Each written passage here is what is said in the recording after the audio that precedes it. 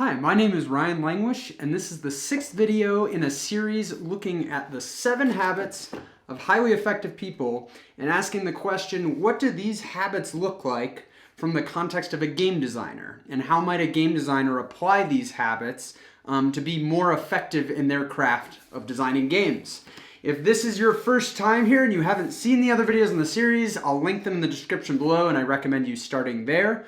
But today we're going to be continuing on kind of the topic of the last 2 habits, which has been habits that have to do with our interactions with other people. The first of which was to think win-win. In other words, thinking of other people's success and your success kind of simultaneously and not being at odds with each other. Then we talked about seeking first to understand other people's perspectives before making our own perspectives known to people, and specifically talking about that in the context of playtesting and giving room for your playtesters to provide honest feedback without you kind of stifling that.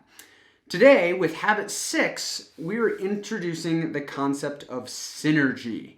So habit 6 is to synergize, which is essentially a fancy way of just saying that you're getting more than the sum of its parts. So that kind of uses the 1 + 1 = 3 concept. And so what we're talking about here is, if I work with you on a project, we may be able to get something out of it that's more than what either of us could accomplish on our own. And I think we see this in a lot of different contexts out of game design, of kind of like the power of teamwork, right, that can accomplish things. But within game design, I think we see a lot of examples of designers that work more solo. There certainly are examples of designers that work in teams, but there are a lot that tend to mostly work by themselves on the design. And I think it's a really good reminder for people, and I fall into this bucket here. Most of my design work up to this point has been done kind of on my own. Just that a reminder that my game, I may be able to make a good game on my own, but if I can allow other people's perspectives in and get other people involved in some way, I can likely make an even better game than what I can make on my own.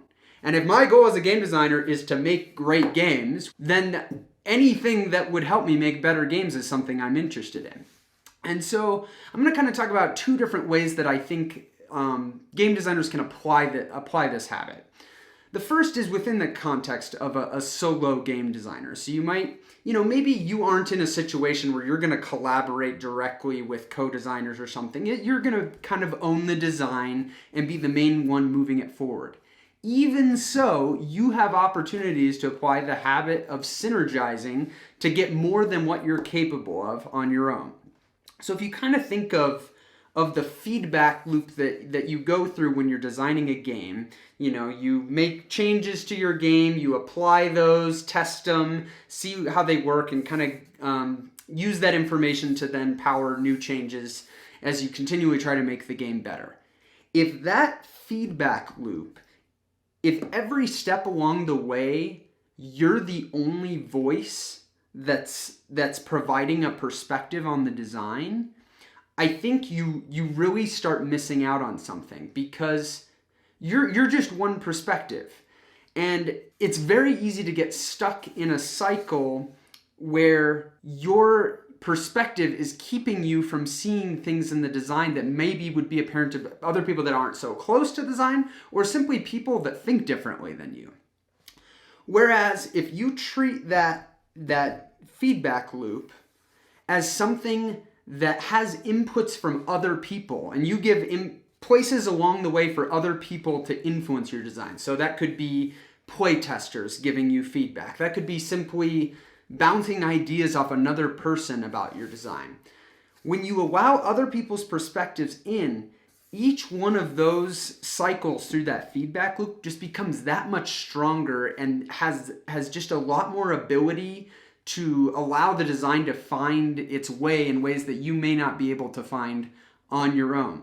And so even if you're going to decide to design a game by yourself without any co-designers, you should be actively figuring out, where am I allowing other people's perspectives into this design process? And ultimately, you're going to be the one making decisions about these things and deciding what to apply and how to change the design. But many of those decisions that are best for the design are really you're only going to be able to get to them by allowing other people to make you think differently than you normally would. So that's kind of the first way, is from the perspective of a solo designer. The second way is when you actually are working with co-designers. So maybe you have a group of you that are all working on the game, or maybe there's still kind of a lead designer, but there's some clear other individuals who are involved directly in the design process.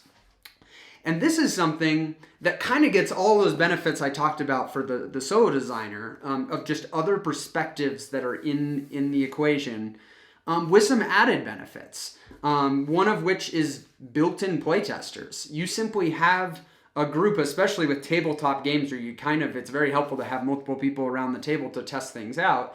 You have an invested group already that is very open to playtesting and working through things with you. And while there are a lot of benefits to co-designing, there definitely are some challenges as well, especially if you have a group of individuals who are used to working on their own and kind of owning the design.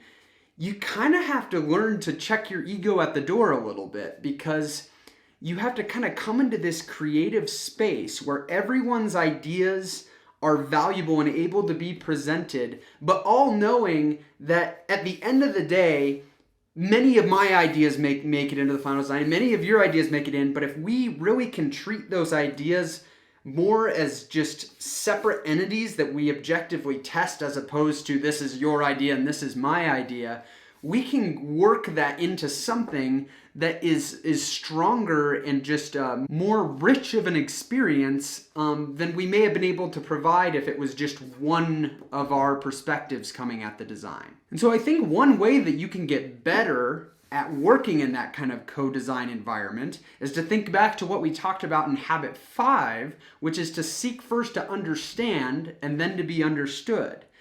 So that process that we talked about with playtesters and kind of letting them express their ideas without explaining to them why you did something a certain way, or kind of shutting it down because you've already figured out that problem.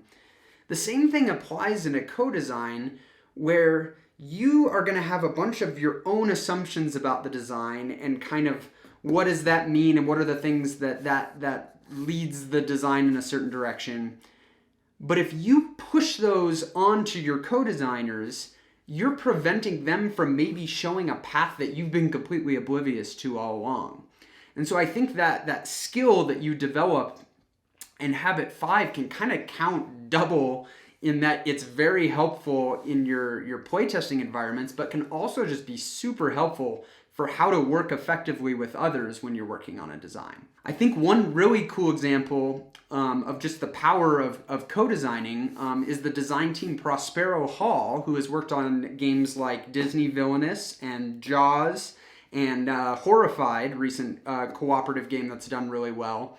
And they're one of the few games I know of, or few publishers, design teams, that they publish as the designer being Prospero Hall, which is kind of this collective name for their whole design team, instead of it being a specific designer's name or a list of designers' names.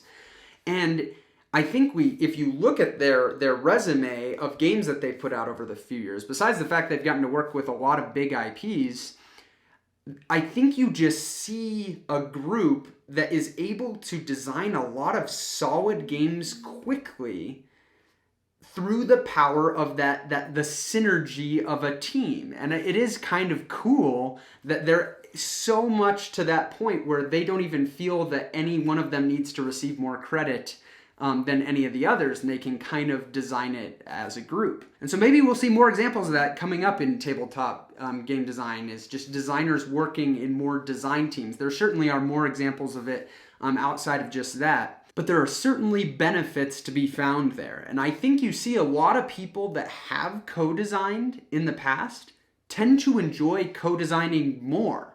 which I think just speaks to it being a very positive process. I think all the individuals involved tend to grow just because whenever you're allowing other, talented designers to influence your own perspectives, you're going to grow as a designer yourself. And I think that's something that if you have the opportunity to put yourself in that kind of environment, it definitely is worth considering and worth shooting for, or maybe pushing to organize yourself. Sometimes it just takes someone to initiate these kinds of things to have those kinds of opportunities.